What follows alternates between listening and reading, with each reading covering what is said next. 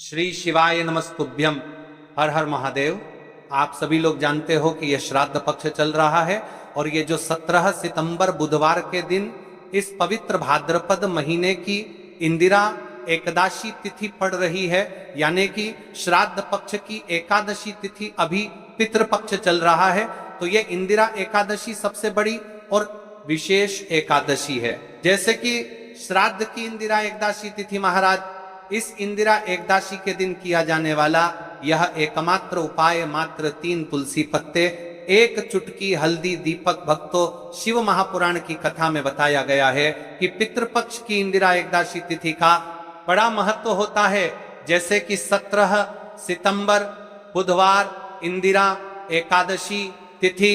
देखिए, आप सभी को पता है कि अभी श्राद्ध पक्ष चल रहा है, यानी कि पितृपक्ष। और इस श्राद्ध में यदि हम कोई सा भी उपाय करते हैं तो स्वयं हमें हमारे पितरों का आशीर्वाद प्राप्त होता है। इंदिरा एकादशी महाराज जी 17 सितंबर बुधवार श्राद्ध एकादशी के दिन यह मात्र 3 तुलसी पत्ते, 1 चुटकी हल्दी, दीपक उपाय को अवश्य करें। और आप सभी को पता है कि एकादशी का यदि कोई सा उपाय है तो वह केवल और केवल मात्र 3 तुलसी पत्ते, 1 चुटकी हल्दी, दीपक वाला उपाय। आपको इस उपाय को किस समय करना है? प्रदोष काल के समय या फिर सुबह के समय। ये संपूर्ण बातें हम आगे करेंगे।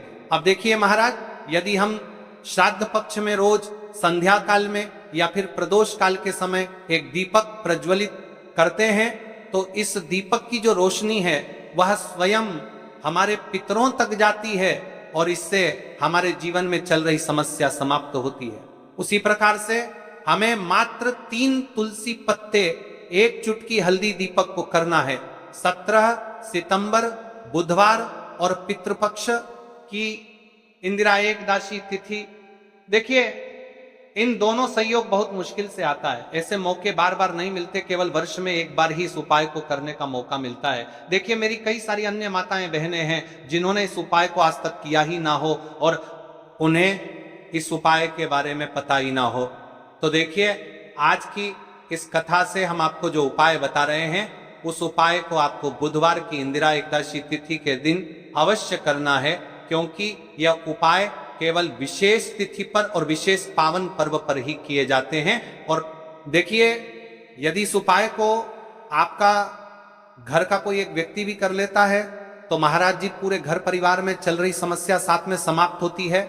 इस उपाय को करने का तो फल हमें मिलता ही है, लेकिन यदि किसी विशेष तिथि पर किया जाए तो उसका भी हमें फल प्राप्त कर देने में होता है। जैसे कि श्राद्ध की एकादशी तिथि और यह मां दुर्गा को समर्पित है। देखिए महाराज जी, हमने हमारी पिछली बार की कई सारी शिव महापुराण की कथाओं में आपको इस उपाय को अच्छे तरीके से बताया भी है और समझाया भी है, लेकिन आज एक बार फिर से हम आपको इस उपाय को समझाएंगे, क्योंकि 17 सितंबर बुधवार का दिन सबसे बड़ा और विशेष दिन है। देखिए, यदि आपने इस मात्र 3 तुलसी पत्ते, 1 चुटकी हल्दी, दीपक को कर लिया तो आपको इस उपाय का वह फल मिलेगा जिसकी आपने कभी कल्पना भी ना करी होगी। देखिए महाराज जी, जो मनोकामना बड़े बड़े पूजा पाठ से पूर्ण नहीं होती वह केवल इस श्राद्ध पक्ष में एकादशी तिथि के दिन मात्र 3 तुलसी पत्ते, 1 चुटकी हल्दी, दीपक को करने से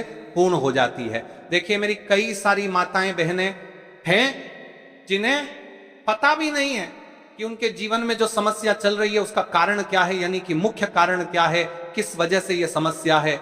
मतलब भाई, जीवन में जो अटकने आती हैं जिनका कारण अक्सर हमें पता ही नहीं चलता, वे कई बार पितृशक्ति या घर की अनुचित ऊर्जा के कारण होती हैं। देखिए, श्राद्ध पक्ष वह काल है जब हमारे पूर्वजों की स्मृति का प्रभाव सबसे अनुभवी होता है और इस पावन पर्व पर एकादशी पड़ रही है तो यदि आप ये उपाय एकादशी वाले दिन करते हैं तो इसका 100 गुना बढ़ जाता है। देखिए महाराज, मात्र 3 तुलसी पत्ते, 1 चुटकी हल्दी, दीपक जो शुद्धता और रक्षा का प्रतीक है, एकादशी तिथि की घड़ी में यह उपाय करके एक दीपक जलाकर हम अपने घर के नकारात्मक बंधनों को तोड़ने, पूर्वजों की शांति प्राप्त करने और जीवन में अच्छे अवसर पुनः सक्रिय करने का आग्रह करते हैं। इसलिए आपसे निवेदन कर रहे हैं, मात्र 3 तुलसी पत्ते, 1 चुटकी हल्दी, दीपक अवश्य करें। देखिए महाराज जी, हम आपको आगे चलकर संपूर्ण बातें बताने वाले हैं कि इस उपाय को आपको किस प्रकार करना है, सामग्री कहां से लेनी है, किस समय करना है, कैसे करना है। ठीक है, तो आपको इस कथा के अंतिम तक बने रहना है। देखिए, हम राशि से जुड़ा भाग्य भी बता रहे हैं और भाग्य में चल रही परेशानियों को भी बता रहे हैं। तो यदि आप अपनी राशि से जुड़ा भाग्य जानना चाहते हैं तो अपना नाम और अपनी राशि कमेंट बॉक्स में अवश्य लिखें। अगली वीडियो में हम आपको आपकी राशि से जुड़ा भाग्य बताएंगे। अब बात कर लेते हैं उपाय के बारे में। तो देखिए महाराज जी, इस मात्र 3 तुलसी पत्ते 1 चुटकी हल्दी दीपक वाला उपाय है। तो आपको कल इस श्रद्धा पक्ष की इंदिरा एकदशी तिथि पर इस उपाय को अवश्य करना है। देखिए, अब बात कर लेते हैं हम उपाय के बारे में। इस उपाय को कौन कौन व्यक्ति कर सकता है, मतलब कि आपके घर का कौन कौन सदस्य जनकर आ गया आपे इस उपाय को कर सकता है। मेरी कई सारी अन्य मात्राएं बहनें रहती है जो अपने स्वयं के लिए, अपने स्वयं के जीवन में चल रही परेशानियों को समाप्त करने के लिए उपाय यदि करना चाहती है तो वह अवश्य कर सकती है महाराज। और मेरी कई माताएं बहनें अपने परिवार वालों के लिए, अपने सदस्यों के लिए उपाय करना चाहते हैं तो वह भी कर सकती है। ध्यान रहे, मात्र 3 तुलसी पत्ते 1 चुटकी हल्दी दीपक। तो उपाय की ओर आगे बढ़ने से पहले हम जान लेते हैं, कल जिन माता बहनों ने कमेंट किया था अपनी राशि से जुड़ा भाग्य जानने के लिए, वे लोग जान लो आज अपनी राशि से जुड़ा भाग्य कल की 2 विशेष राशि ली। देखिए, सबसे पहली और विशेष राशि है कर्क राशि। देखिए, आपकी धन संबंधित परेशानी समाप्त होगी। विशेषकर श्राद्ध में आपको प्रदोष काल के समय इस उपाय को पितरों का नाम के अवश्य करना चाहिए। ठीक है, अब बात कर लेते हैं महाराज जी हम उपाय के बारे में। अब बात करते हैं कि इस उपाय को किस समय करना चाहिए। देखिए महाराज जी, इस उपाय को करने के 2 समय बताए गए हैं, सुबह का समय, प्रदोष काल का समय। कई सारी माता बहनें सुबह के समय इस उपाय को करना चाहती है तो वह सुबह के समय इस उपाय को कर सकती है। सुबह का समय सबसे शुभ माना जाता है, विशेषकर पूजा पाठ और उपासना के लिए सुबह का समय बहुत उत्तम है। सबसे श्रेष्ठ समय सुबह 7 बजे से 8 बजे तक। यदि कोई व्यस्त है और वह इस उपाय को करना चाहते हैं तो सुबह 10 बजे तक कर सकते हैं। और यदि कोई माता बहन चाहे कि वह 12 बजे से पहले कर लें तो भी मान्य है। बस इतना ध्यान रखना है कि दोपहर 12 बजे से बाद नहीं होना चाहिए।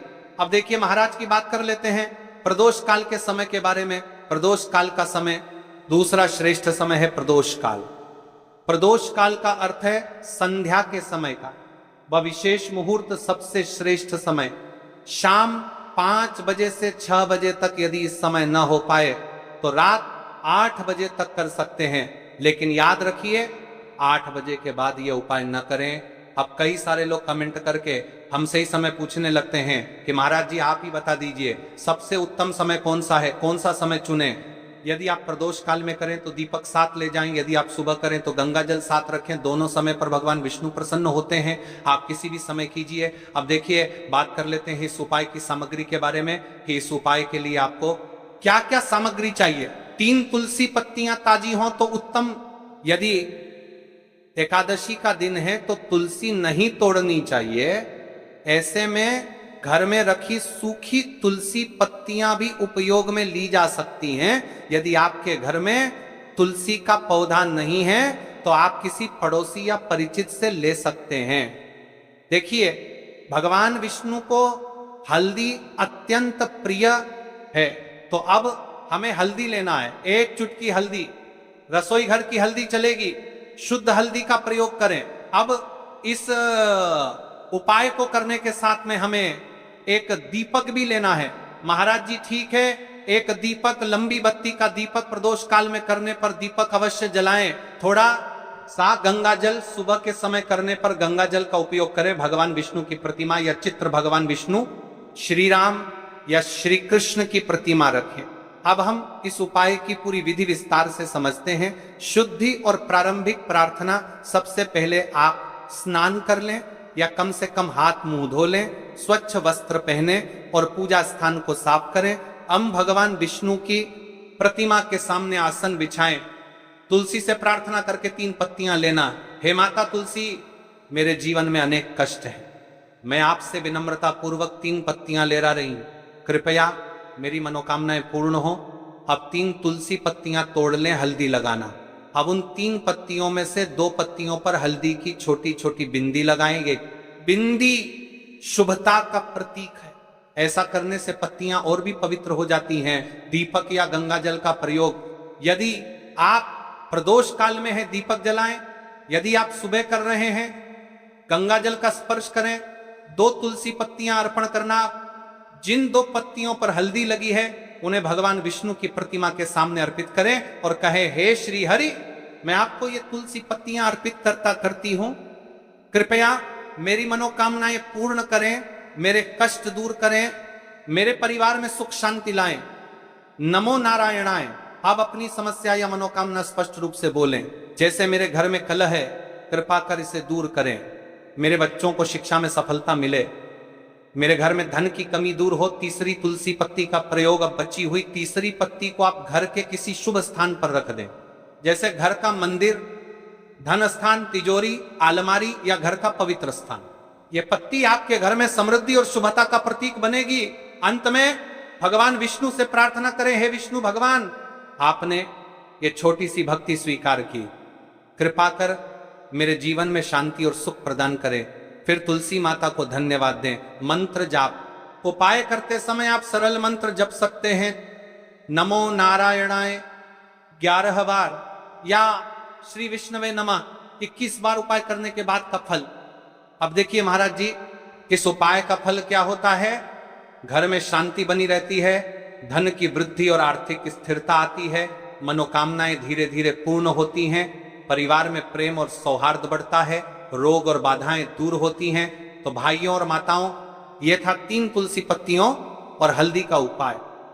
यह उपाय छोटा है, सरल है, लेकिन इसमें अपार शक्ति छुपी हुई है। श्रद्धा और विश्वास से इसे करें, भगवान विष्णु और तुलसी माता अवश्य प्रसन्न होंगे। चलिए अब तो आप बात कर लेते हैं दूसरे उपाय के बारे में, जो है तुलसी की लकड़ी का दीपक का उपाय और मात्र 11 अक्षत यानी कि 11 चावल के दाने का उपाय। इस उपाय को आप एकादशी वाले दिन अवश्य करें। यदि आपको हमारे द्वारा बताए गए उपाय अच्छे लगते हैं तो चैनल को अभी सब्सक्राइब करें। तो देखिए, तुलसी की लकड़ी का दीपक, 11 चावल के दाने और 1 चुटकी हल्दी। तो सबसे पहले आपको हम दीपक के बारे में बताते हैं। तुलसी की लकड़ी का दीपक, तुलसी माता का वर्णन शास्त्रों में अत्यंत पवित्र माना गया है। तुलसी के बिना कोई भी पूजन अधूरा है। तो देखिए महाराज जी, आपको इस तुलसी की लकड़ी के दीपक के बारे में हम आपको सबसे पहले बताते हैं। हालांकि आपके तीनों उपाय को साथ में ही करना है, लेकिन सबसे पहले और प्रथम तुलसी की लकड़ी का दीपक। तो देखिए, तुलसी की लकड़ी प्राप्त करना, यदि घर में तुलसी का पौधा है तो उसकी जड़ के पास की नरम लकड़ी लेनी है। यदि घर में तुलसी का पौधा नहीं है तो बाजार से भी तुलसी की लकड़ी खरीदी जा सकती है। कई सारे घरों में तुलसी का वृक्ष नहीं होता है, तो आप ये भी कर सकते हैं, ध्यान रहे। यदि आप किसी और के घर से ले रहे हैं, उसे दक्षिणा अवश्य दें। बिना दक्षिणा के तुलसी लेना अशुभ माना जाता है। लकड़ी को तैयार करना, तुलसी की लकड़ी को छोटे टुकड़े में काटकर उसकी बत्ती बनानी है। उस बत्ती पर कपास रुई लपेटना है ताकि वह दीपक में ठीक से जल सके। अब यहाँ पर महाराज जी, कई सारे लोग प्रश्न करते हैं कि दीपक हमें आटे का लेना है या फिर हमें दीपक मिट्टी का लेना है। तो देखिए, आपको मिट्टी का दीपक का प्रयोग करना है, क्योंकि हम तुलसी के लकड़ी के दीपक वाला उपाय कर रहे हैं। ठीक है, दीपक केवल मिट्टी का होना चाहिए, पीतल, कांसे या किसी धातु का दीपक इस उपाय में उपयोग नहीं करना। मिट्टी का दीपक धरती तत्व का प्रतिनिधित्व करता है और यह शिव पूजन में सबसे उत्तम माना जाता है। अब देखिए महाराज जी, हमें तेल का किस प्रकार प्रयोग करना है। तो देखिए, तेल का प्रयोग इस दीपक में तिल का तेल या घी का प्रयोग करें। तिल का तेल पापों का नाश करता है और घी समृद्धि व शांति का वास कराता है। अब कई सारे लोग प्रश्न करते हैं कि महाराज जी, आपने हमें यह तो बताया ही नहीं कि कितने दीपक का उपाय करना है, आखिर दीपक कितने बने हैं। तो देखिए, कितने दीपक जलाने। यदि समस्या बहुत बड़ी है, जीवन में गहरा संकट है, तो 5 दीपक जलाने चाहिए। यदि सामान्य कामना है तो 1 दीपक भी पर्याप्त है। हर दीपक जलाते समय यह भावना रखें कि हे भोलेनाथ, यह दीपक मेरी अंधकारमय जीवन राह को प्रकाशमय करे। जेके महाराज जी, तुलसी के लकड़ी के दीपक वाला उपाय है, यह कोई साधारण उपाय नहीं है। तो आपको क्या क्या सावधानी बरतनी है। दीपक को शिवलिंग पर प्रत्यक्ष रूप से न रखें, इसे मंदिर की चौखट पर या बनाए गए स्वस्तिक पर रखें। दीपक जलाते समय मन में शुद्ध भाव होना चाहिए। दीपक बुझने के बाद उसकी राख को पवित्र स्थान पर ही विसर्जित करें। महाराज जी, जैसे ही तुलसी की लकड़ी का दीपक जलता है वैसे ही साधक को एक अलग ही शांति का अनुभव होता है, मन का तनाव समाप्त होता है। आंखें बंद करके जब दीपक की लौ के सामने बैठते हैं तो लगता है कि यह लौ सीधे आत्मा से संवाद कर रही है। यह लौ मानो भगवान शिव के आशीर्वाद का प्रतीक बन जाती है। अब देखिए महाराज जी, हम बात कर लेते हैं 11 चावल के दाने वाले उपाय के बारे में, ठीक है। 11 चावल का धार्मिक महत्व। महाराज जी, चावल अन्न भोजन का साधन नहीं है, बल्कि इसे पूर्णता, शुद्धता और अखंडता का प्रतीक माना गया है। वेदों और पुराणों में अन्न को अन्न देवता कहा गया है। अन्नम ब्रह्मेति व्यजानात, यह उपनिषद का कथन है, अर्थात अन्न स्वयं ब्रह्म है। इसलिए जब भक्त शिव जी को चावल अर्पित करता है तो वह केवल एक दाना नहीं चढ़ाता, बल्कि अपनी आत्मा और जीवन का समर्पण करता है। अब सबसे महत्वपूर्ण प्रश्न उठता है कि 11 शास्त्रों में कहा गया है कि मनुष्य के शरीर में 11 इंद्रियां होती हैं। जब भक्त 11 चावल के दाने शिव जी को अर्पित करता है, वह अपनी 11 इंद्रियों को भगवान को समर्पित करता है। यह समर्पण साधक के भीतर शुद्धि और संयम लाता है। अब देखिए महाराज जी, चावला के दाने कहाँ से लेने हैं, कैसे लेने हैं, इस बात पर चर्चा कर लेते हैं, क्योंकि कई सारे लोगों को मन में यह भी प्रश्न रहता है, घर में रखे चावल का प्रयोग किया जा सकता है। चाहो तो दुकान से भी ले सकते हो, ध्यान रहे चावल अखंड और शुद्ध होने चाहिए। टूटे हुए दाने अशुभ माने जाते हैं। 11 दानों को अलग करके एक छोटे डिब्बे या पुड़िया में सुरक्षित रखना है। चावल अर्पण की विधि अब सुनिए महाराज। चावल के दानों का प्रयोग कैसे करना है।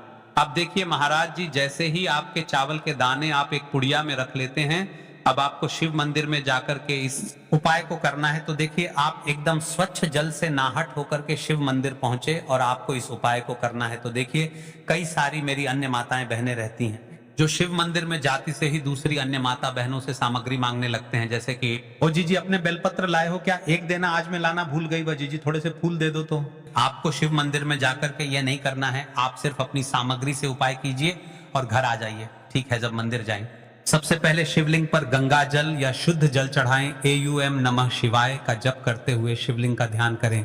अब सबसे पहले एक चावल का दाना गणेश जी के स्थान पर अर्पित करें, क्योंकि गणेश जी बिना हर कार्य अधूरा है। इसके बाद शेष 10 दानों को एक एक करके शिवलिंग पर अर्पित करें। हर दाना चढ़ाते समय मन में एक एक प्रार्थना करें, जैसे पहला दाना है शिव, मेरे जीवन से रोग दूर करो। दूसरा दाना है महादेव, मेरे घर में सुख समृद्धि लाओ। तीसरा दाना है भोलेनाथ, मेरे संतानों को रक्षा दो। चौथा दाना, मेरे व्यवसाय नौकरी में सफलता दो। पांचवा दाना, मेरे परिवार में एकता बनी रहे। इसी तरह हर दाने पर अपनी मनोकामना रखनी है, भावनाओं की शक्ति।